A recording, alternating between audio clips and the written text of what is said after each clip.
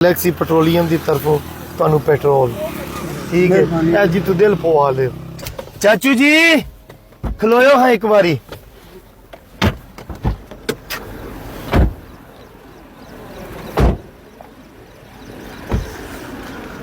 सुनाओ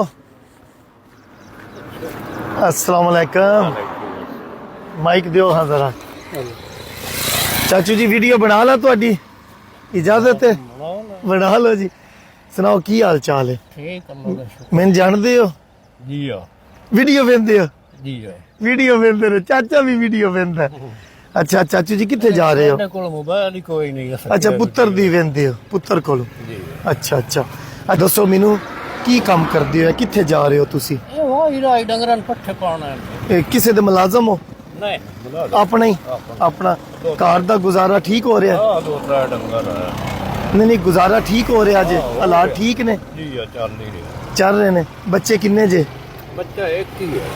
बेटा जी बेटियां कोई नहीं बेटियां पांच 5 बेटियां रोजे रख रहे हो जी चलो जी ਤੁਹਾਡੀ ਹੈਲਪ ਕਰਦੀ ਹੈ ਕੋਈ ਚਾਹੀਦੀ ਹੈ कर दे तो ठीक है ਕਰ ਦੇ ਠੀਕ ਲੋ ਜੀ ਚਾਚੂ ਜੀ ਇਹ ਮੇਰੀ ਤਰਫੋਂ ਰਮਜ਼ਾਨ ਦਾ ਤੁਹਾਨੂੰ ਇਹ ਗਿਫਟ ਹੈ 5000 ਰੁਪਇਆ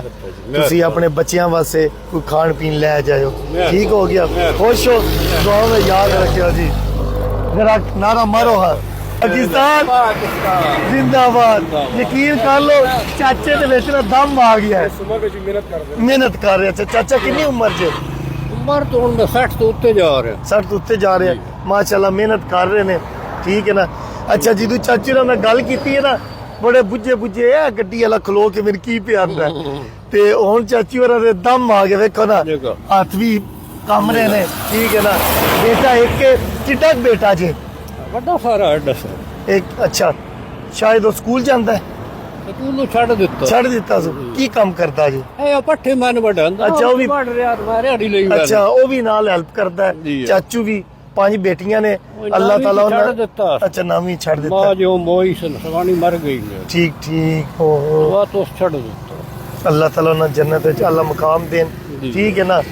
ते अल्लाह ताला तुहाडे बेटियां दे नसीब अच्छे आमीन, करन आमीन